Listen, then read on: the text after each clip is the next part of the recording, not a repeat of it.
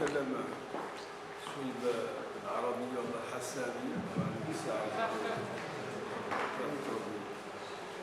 بسم الله الرحمن الرحيم صلى الله عليه وسلم. أولا شاكر المرصد للدعوة للمشاري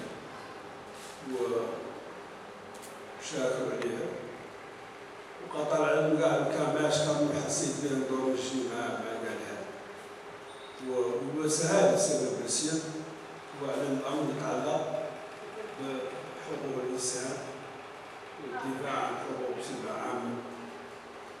وفي الحقيقة ويقعد يعرف سيرتي والله بعضهم يعرف سيرتي الذاتية ما يتعلق بالدفاع عن حقوق الإنسان ما يناهز 20 سنة 15 سنة وشاء مدى القدر لأنه اجبرنا عدة منظمات اللي كونونا وتعاوننا معاه اللي مشينا على الطريق الصحيح. وبالمناسبة المداخلة اللي عدد تعود الآن مداخلة طبيعية كيف تجيت عليك عنه اللي سمعت كامل لما أصاب في الموضوع يقال أنا ظاهري لأن اللي قال حقوق الإنسان والدفاع عنه ومن بعدها هي مسألة ما هي بالسهل لكن يقولوا كرشة مسؤول عودها بهذه لأن قال حقوق الإنسان ما خال مجال ولا خال ميدان ما هو متعلق ما كان متعلق بحقوق الإنسان. والدليل على ذلك هو على أن حتى المنظمة الدولية اللي هي لوني المنظمة الدولية للأورغانيزاسيون دي ناسيونز يوني تعرف على أنها التعليمات التالية عندها لما تعدل شيء يتعلق بالسياسة يكون مربوط بحقوق الإنسان.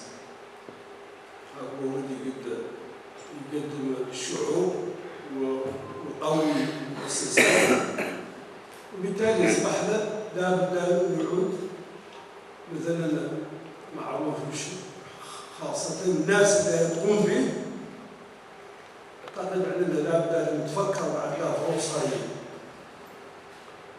ولماذا نقولهم بيد احنا اللي واحد من الياس كما ملاحظينها لأن تموا لأن نلحقوا مرحلة لأن يتخلط الحاب بالنابل ما نعرف إذا كان حقوق يدافع عن حقوق الإنسان ولا نعرف كان هذا راجل سياسي كاش يدافع عن نقطة سياسية معينة ويتخلط هذا كان يتخلط ما يفاصل بين المدافع عن حقوق الإنسان بصفة محصورة بحث مع الذي خالطة وماشي ولي على وجوه سياسية يعدل بها السياسة وهذا هو الأمر اللي يعطي المناقشة.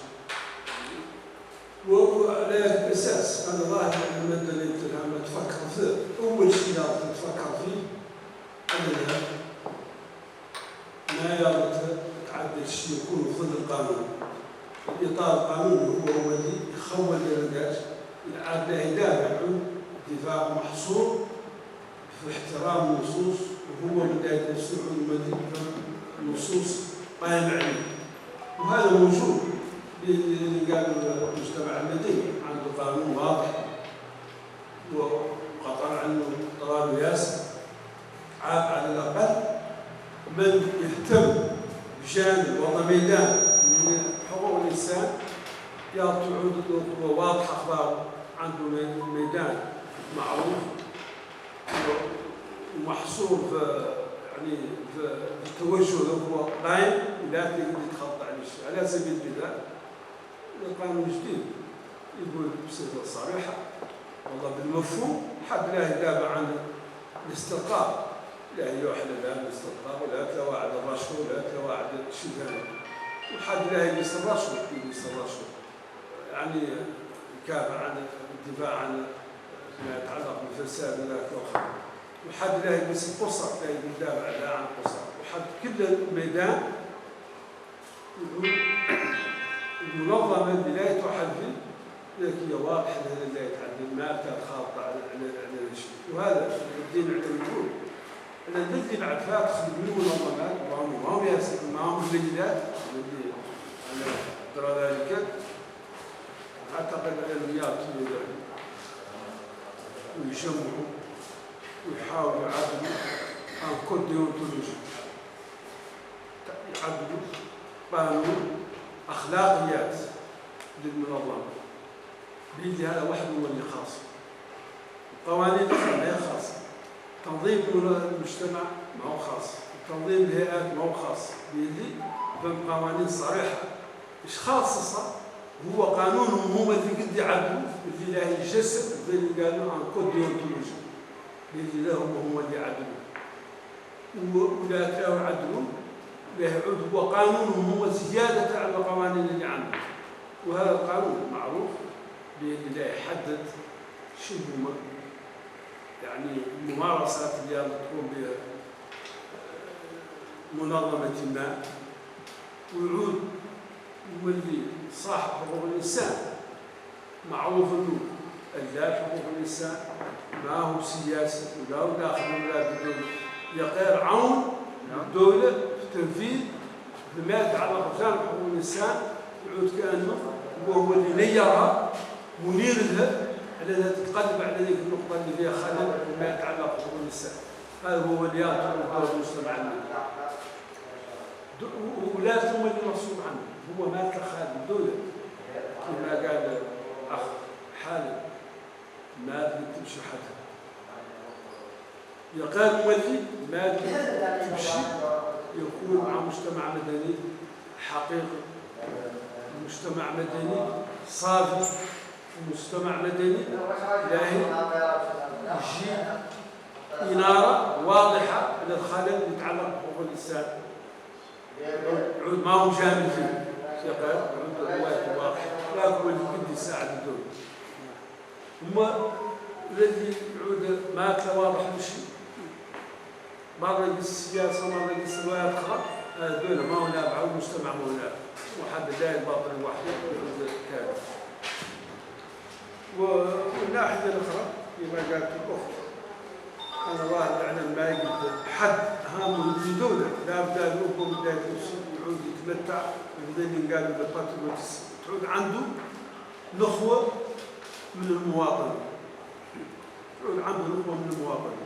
أنا ماني جاي إياك العود لاهي نطرح صبعي يا خالد، وفي نفس الوقت أنا ماني طالع بالي لأن هذا يتعلق بوطن، لأني معدل من أجل الوطن، ماني معدل من أجل أخلاق زين ولا أعمى، قال معدلون من أجل بناء وطن صالح ما فيه اختلالات حقوق الإنسان ولا فيه هو اللي يكون عود معون للقائمين على النظام. والله يقال بصفة عود صريحة يقال ما يدخل شيء ما هو عندهم المواطنة وفهم حب الوطن وفهم شيء لا يعدل من أجل أن تبني مدى وطن عود صالح يتسع للجميع وتبدا الناس تعيش فيه. وكتب اللي انا قاعد نقول طول عليك بعد هذا اعتقد على انه الافكار اللي شافت الجماعه كامله يلا تتجسد اللي قالوا كل ديونتولوجي تبدا تجتمع وتعدل الوثيقه لا هي بهذه الوثيقه هي اللي لها تعود مسلكيات المجتمع المدني واضحين فيها يديروا على رؤوسنا على سبيل المثال انا وانت كلنا ناشط حقوقي معناها ان معدلين لا النشاط اللي يخدم الدفاع عن حقوق الانسان ولا أنا زايدين عليه، ما أنا معدلين السياسة ولا أنا معدلين الفلسفة، معدلين اللالة وماشيين اللالة. وحد منا الشاب اللي يعود في الاختلالات في نظامنا احنا الداخلي ما يتعلق بالمدونة تتعلق بالأخلاقيات لا تصلح أن تقع موجود اللي هي المجتمع المدني يملك وفي اختلال وبذلك معدل بيدان معدل معنا احنا كان. والله يعلم حقوق الإنسان كما قلت في البداية هذا ما لحد نحن ما نقدر نتم خاصة سبرين وهذا قاعد تقول ما يقدر حد يقول نشوف أن نفهم اختلالات ذاتية واضحة حقوق الإنسان والله مدى لا يقلع حيوان بصفة غير شرعية والله ما هو على وجه الصرحي والله حد مضطهد والله حد مقبول. هذا احنا ما يلزم نتم خاصة رؤوسنا يلزم ناخذ قدام يقال مولين عدينا تحت ظل القانون. لا يجاوز حد شيء الشيء اللي نعود ما هو تابع القانون.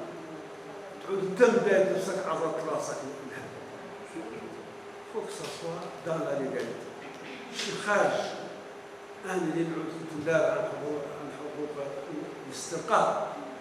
هذا بعض كمثال ما يجبر هو الدفاع عن الفساد. إذا عدت نعود خرجت عن المنظمة وهو اللي نطلب ذكر ودائما تخرج. وسمحوا لي لا نطول عليكم على المادة قاعد نتعدى الجمعية. يقال الستاتي ديغرات اللي هو النظام الداخلي النظام الأساسي عدى به لا مجتمع للي فيه ما تعرفوا والله هو حد كامل تجاوز ما ليس في نظامه الداخلي أو نظامه التأسيسي وهو مخالف القانون. به النظام الداخلي فيه نقاط صفة واضحة. نحن ندافع عن الكراش والكراش والكراش. إذا تجاوزت له أصبح ضمن الفيراسيون ستاتي معناها خط للنظام الداخلي. معناها أنكم تم رجعوا نظامكم يا تعرفوا الذي لا يتصاوب ثم هو المعدل ثم هو الكتب ما يعود بابير كله يا حد يعرف لا اجدان لا ليغاليتي لا هو اللي جاي. وانا بعد ظاهر يعني المناخ ديمقراطي والمناخ ديمقراطي ما بين المساواه. النظام ولا الدوله ما تلثمت هذا الذي كلارتي هنا بصفه واضحه قبل عدت وزاره كبيره وسماتها مفوضيه حقوق الانسان والمجتمع المدني. معناها ما ضربت راسها تعرف عنها لا بد من المجتمع المدني هو اللي الاساس اللي بتبدل. وبالتالي يعطي المجتمع المدني يفهم دوره ويفهم على بعد خلاص القول اللي يعدل شدام الاجبار واحتراما للنصوص. هاي الخلاصه اللي عندي. شكرا شاكر. لا تعاونوا غراضي هو على اللي يقوله وراني قلت وسيكون ان شاء الله ختام